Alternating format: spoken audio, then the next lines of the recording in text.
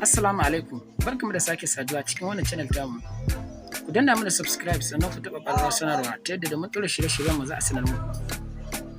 A nan kuma, Manchester United ta gaya Harry Kane idan kana son zuwa ƙungiyar ƙwallon ƙafa ta Manchester United ka sanya hakan ta faru, tare da mika buƙatar ka ci canjin wuri ga shugaban ƙungiyar ƙwallon ƙafa ta Tottenham. A nan kuma, ɗan wasan ƙungiyar ƙwallon ƙafa ta Manchester City ɗan ƙasar Portugal Bernardo Silva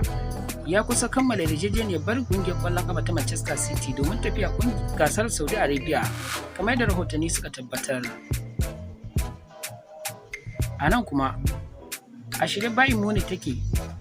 ta bar ɗan wasa Sadio Mane ɗan ƙasar Senegal ya bar ƙungiyar a bazarar nan, inda ƙungiyar ƙwallon ƙafa ta Newcastle ke sha'awar ɗaukar ɗan wasan, kamar da rahotanni suka tabbatar. A nan kuma, Manchester City ta shiga jerin masu zawarcin ɗan wasa Declan Rice ɗan ƙasar Ingila na ƙungiyar ƙwallon ƙafa ta West Ham, yayin da West Ham United ɗin take son ciniki tsakanta da Manchester City, kasancewar ita ma tana da buƙatar ɗan wasan ƙungiyar ƙwallon ƙafa ta Manchester City Calvin Phillips, kamar da rahotanni suka tabbatar. A nan kuma, ƙungiyar ƙwallon ƙafa ta Newcastle United da ke ƙasar Ingila na dab da kammala cinikin ɗan wasan tsakiya na AC Milan Sandro Tonali ɗan ƙasar Italiya mai shekaru 23 akan fam miliyan 60, kamar da rahotanni suka tabbatar. Ɗan wasa Masu ya shaida ejen nasa cewa ta tabbatar wa Chelsea ba zai ƙara kwantaragi ba, kuma burin shi shine zuwa ƙungiyar ƙwallon ƙafa ta Manchester United. Mason Mount ya shaida hakan ne bayan da ya samu labarin cewa Chelsea ta yi watsi da tayi na biyu da ƙungiyar ƙwallon ƙafa ta Manchester ta yi a kansa. Chelsea ta buƙaci kuɗi fam miliyan 60 zuwa 65 akan ɗan wasan. United za ta kai na uku nan da ba daɗewa ba domin mallakar ɗan wasan na Chelsea ɗan ƙasar Ingila, kamar da rahotanni suka tabbatar. A nan kuma, ƙungiyar ƙwallon ƙafa ta Paris Saint-Germain ta ce a shirye take ta bar Naymar ya koma Barcelona a cewar wata jarida da ke ƙasar Spain.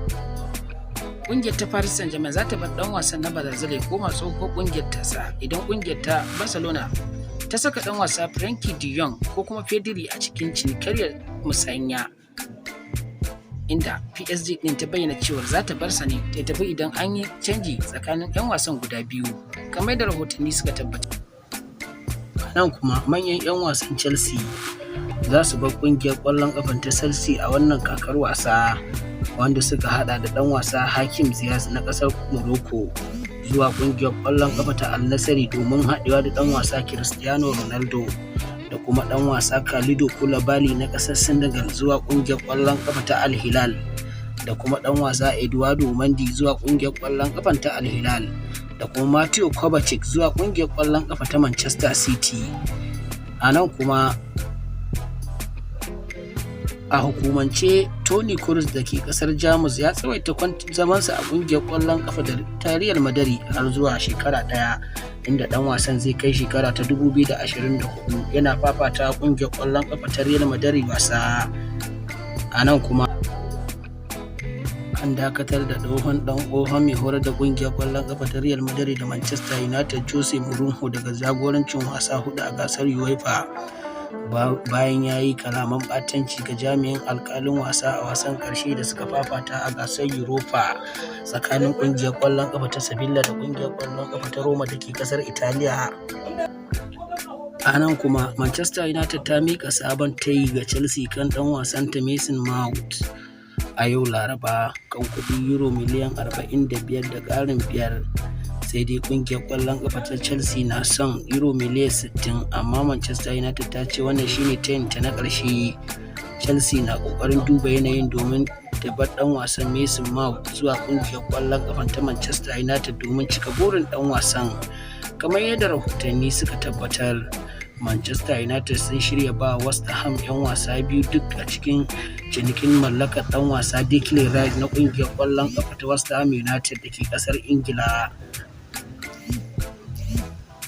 A nan kuma, Manchester United ta bi sahun ƙungiyar ƙwallon ƙafa ta Real Madrid wajen zawarcin ɗan wasan Inter Milan ɗan ƙasar Italy Federico Di Marco, kamar yadda rahotanni suka tabbatar. A nan kuma, Erling Haaland yanzu shine ɗan wasan da ya fi kowa zura ƙwallaye a kulab a kakar wasan da ta gabata. dan wasan ya zira kwallaye 56, sai dan wasa Kylian Mbappe na biyu da kwallaye 54, sai dan wasa Harry Kane wanda ya jefa kwallaye 40 da kuma dan wasa Lionel Messi da ke kasar Argentina wanda ya zira kwallaye 38, sai dan wasa Robert Lewandowski da kasar Holland da kwallaye 35 kamar yadda rahotanni suka tabbatar. Real Madrid ta kawo ƙarshen sha'awarta na neman siyan ɗan wasa Randal Colomani ɗan ƙasar Faransa da ƙungiyar ƙwallon ƙafa ta Eintracht Frankfurt.